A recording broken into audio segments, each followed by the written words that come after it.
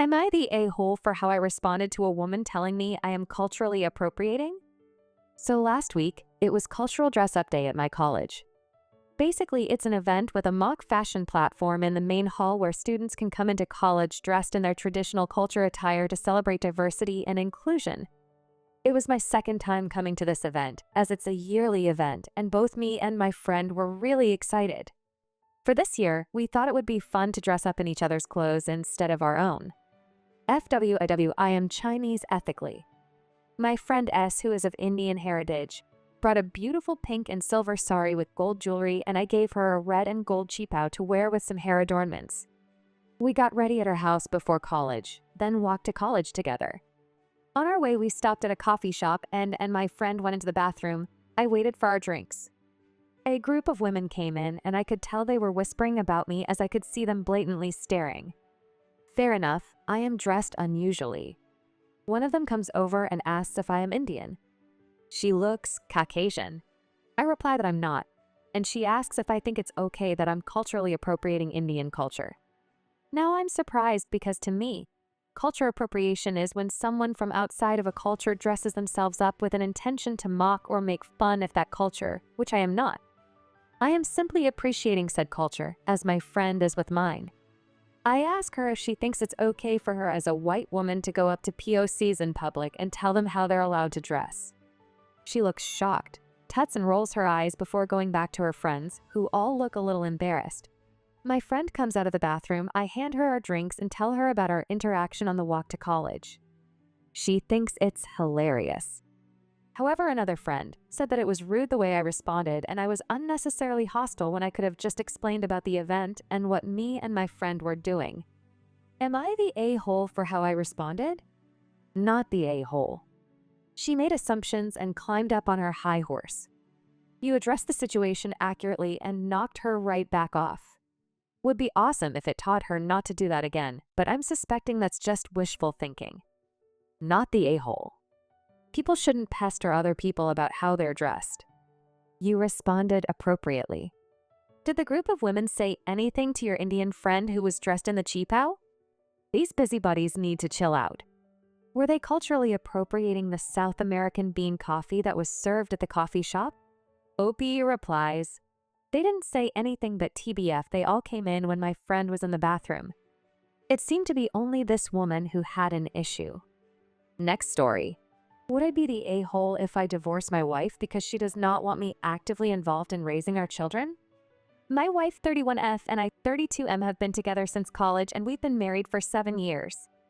We have 3 children together and I am sick of either having to step back and let her raise the kids almost as a single mom or fight with her because I did something with our children, even something as simple as feeding them. But that's where I'm at. She wasn't like this when our oldest was born. It started when she was pregnant with our twins. She would always tell me to tidy or run some errands when I wanted to spend time with our child. Then she'd keep him by her side the entire day, or she'd go off somewhere if I said we should all spend the day together and focused on our oldest. But when the twins came, it was worse. Every time I went to feed or change a baby, she was telling me to go back to bed or to run to the store for something. Whenever she caught me holding and doing anything with one of our kids, it was like I was committing a crime. When I'd ask her what the issue was, she said there was nothing, but I should just make myself useful. Even if I was doing that. One time she was delayed on the phone talking to her sister, so I put our oldest to bed and got the twins fed. She freaked out and yelled at me for doing it without her. I told her it wasn't like I went off schedule and she was busy. She said that wasn't the point. Then came the fights about me trying to be with the kids instead of working or running errands. When I took time off, I would make sure I got time with the kids and she'd be ready for a fight, and if I didn't let a fight happen, she'd yell at me anyway. Whenever I didn't push through, she'd find a way to keep the kids from me. I told her it bothered me and she said it was all in my head. Another time she accused me of trying to hog the kids even though I hadn't been home all day. She hated me baby wearing. I was screamed at for picking the kids up from her parents' house one day. She was at an appointment and I was getting out of work, so I thought it made sense. But she told me she decided to leave them with her parents, so I should respect that, and I told her I was just as capable of taking care of them as her. She was hospitalized briefly a couple of months ago, and that's when I reached the point of like, F this, we should divorce. I took some days off work so I could be with the kids, and she kept telling me to go back to work and let the kids stay with her parents until she got home. And she was screaming at me while she was in the hospital because I had the kids. She sent her parents to try and take them off me twice. When she recovered, I told her this couldn't continue, and if this was the way things would be, we should divorce, and she screamed and said I would be an a-hole to destroy our family and break up our kids' stability. Even my own parents told me I should find a way to make it work. But she won't even sit down and talk to me. Therapy is out of the question on her part, and I don't want the kids to see us fight every time I interact with even one of them. Would I be the a-hole to divorce? Not the a-hole, but TBH, she does need therapy badly.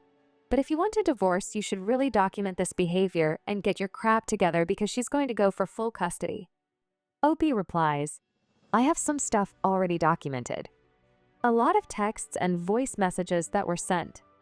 And I wrote a log while she was in the hospital about specific incidents. Not the a-hole.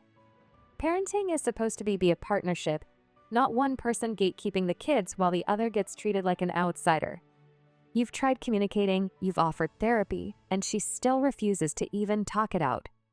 That's not just a parenting issue, that's a control and respect issue. Your kids deserve to have a voice in their upbringing. Divorce isn't destroying the family, her refusal to co-parent already is. Next story. Am I the a-hole for telling my wife either she gets a job or I'm putting her on an allowance? My 34M wife 34F is a Sam/Saw, and she likes to spend frivolously. After the kids go to school on the bus, she usually goes back to bed, then wakes up, goes to Starbucks to have a coffee and bagel and browses her phone. Then she goes to the gym and after goes shopping. She doesn't always buy things, sometimes it's just window shopping. But she spent $1,500 by herself some months on clothes, nails, hair, makeup, eyebrows, buying eyelashes and packages called things like baddie or F-boy, etc. I told her we need to get on a budget and stick to it, and if she can't, I'll have no choice but to put her on an allowance or she can get a job. She was furious and said if I wanted a working wife, I should have married a hard-working girl instead of her. I reminded her that when we first married, she did have plans to work and had all these big plans on becoming a businesswoman, yet never acted on anything. She called me an ungrateful a-hole and said, then divorce me. I don't know what to do. Am I the a-hole for telling her to either get a handle on her spending, get a job, or I'll put her on an allowance? You needed to put her on an allowance yesterday if she has no respect for the budget. Now is the second best time. Not the a-hole. I've been married for 20 plus years and I am a Sam. Following a budget is necessary for long-term success. She deserves an allowance, but it has to be within your means. Running a household has to be run like a small business for it to thrive. Plus, you gotta save for retirement/illness. You never know what life is going to throw at you. Next story. Am I the a-hole for insisting my husband calls our daughter by her given name? Me 30F and my husband 35M have been together for close to 5 years, married for 2, and just had our first daughter, Hannah. I am from Japan. My husband is a European. This will be important for the story. Before Hannah was born, my husband and I had several long discussions about names. My husband was very vocal about wanting to name our first daughter Lily, said he always loved the name and always imagined a potential daughter named Lily. I like the name, but I grew up in Japan. Due to that, I'm not able to pronounce some Western sounds properly, L being one of the worst. I told my husband I feel uncomfortable about giving our daughter a name I will be unable to pronounce properly. He was disappointed. We talked about it multiple times. He suggested I could try a speech therapy, which I was prickly about because I don't feel like I have a speech impediment. It's the way I was raised. Eventually, we agreed on the name Hannah, which is also a flower name, and he seemed happy enough about it. Long story short, now that all 3 of us are home from hospital, I caught my husband calling our daughter Lily when they're alone. He never calls her that when other people are around, only when it's just the 2 of them. When I confronted him about it, he laughed and said it's just a private nickname, and that a lot of people grow up being called by multiple names.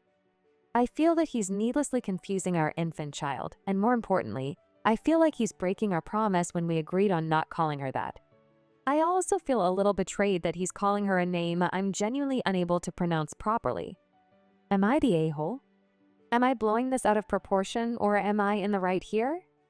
Legally, my name is Brendan. I go by Max. In my case, it started the same way. My dad really wanted to name me Brendan. My mom really wanted to name me Max, as there's no Polish equivalent to the other name.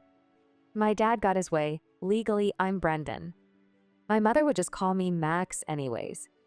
As time went on, by kindergarten, I just started responding to Max more than the other name. All my friends, family, classmates, coworkers now know me as Max. Growing up, this could make roll call at schools a bit confusing, as I was put down as Brendan. In my early 20s, I found it a bit confusing to know when to use which name for forms and paperwork.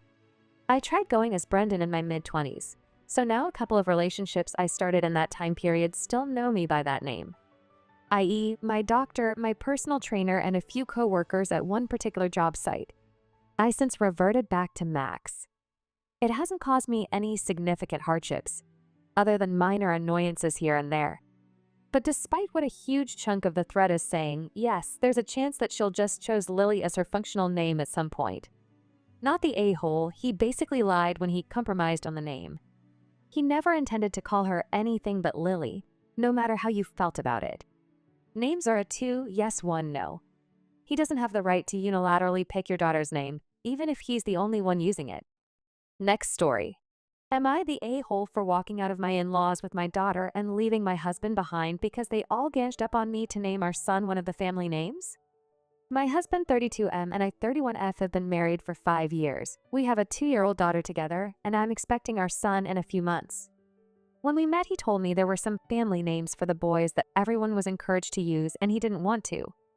I told him I hated the idea of being obligated to name my kids after other people, so that worked for me. He mostly goes by his middle name too because he felt like it allowed him his own identity instead of being another Tim in the family. We had no issues naming our daughter a non-family name. But a few weeks after we found out we were having a boy this time and we had started making a list of names we liked, he started switching things up on me and saying we should pick one of the 3 family names. I told him I wasn't okay with that, and he was like, come on, it's not a big deal, and even if you don't like them, it makes everyone else happy. I asked him why the sudden switch up, and he said it was to make his family happy. And I asked him was he willing to do that at the expense of me being unhappy, and he said no. But then he asked what we could pair those names with to make it okay, and he started suggesting middle names for those 3 as first names to try and change my mind. This continued for weeks, and I told him we needed a break from baby names before we started outright fighting over this. He apologized and agreed to stopping the name talk for a few weeks. When we went back to it, he started suggesting names for our list that I just thought were awful and would never use. They were so unlike the names already on our list. And then he was like, the family names aren't so bad now, and I said the answer to them was still no. I suggested we could use them as middle names if he really wanted to, and he said we could easily use a name we love as a middle name and use the family names first. Then we were at his family's house a couple of weekends ago to celebrate his niece's birthday. It was a low-key thing and just dinner. But it turned into a crap show of everyone ganging up on me and asking why I was against the family names and could I honestly think of better names. I was told the names we liked were just okay, and some were downright awful, but these 3 family names were amazing. Fabulous, full of charm and other compliments that I felt went a bit over the top with how much emphasis was put on them basically being the 3 best boys' names to ever exist, ever. My husband was joining in with them, and I was being told that I acted like giving birth made me the more important parent and how it should matter what they and my husband want. That I can suck it up and deal with it to make him and them happy. How is this as a boy he should get priority in naming him? And that I'm so selfish for trying to break this wonderful family tradition. By that point, I was just done with it, and I took my daughter and went home leaving my husband there. He was upset when he got home and asked me why I left him behind and why I stormed out like that in the first place. I told him that they all ganged up on me, so why would I stay? And I told him he wasn't being a very good or supportive husband right now and that I wasn't in the mood to act like things were perfectly fine. He apologized since, but his family are saying I made him apologize when he didn't need to and I acted childishly and I'm blowing things up over a name which seems unfair. They even said it's not like it's a single name because I have 3 to choose from, which is better than some families offer. I feel like they make it sound worse and worse to me. Like there's rules around naming babies or something. My husband and I still are working through stuff. But am I the a-hole? Not the a-hole. Not at all. His family gets no say in what the 2 of you name your child. If he keeps it up, tell him there will be consequences. Also, let everyone know that you will not use one of the family names, and that anyone who keeps pushing will not be in contact with your children.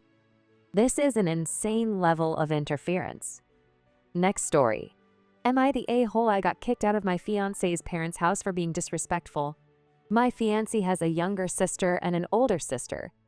Her younger sister is 14 and her older sister has a boyfriend who is 26, so it was them, me, and her parents all at the house. They have this running joke about how the 14-year-old is in love with her sister's boyfriend. They caught her spying on him while he played the guitar once, and everyone thought it was hilarious. They were teasing her all night about it, and I could tell she did not find this joke funny. But the whole family thought it was a hoot. At one point, her mom and sister were asking her, "Do you want to give him a kiss? Do you want a big, big hug from him?" They started laughing uncontrollably, but I saw this poor girl's face go beet red and tears start to leak out of her eyes.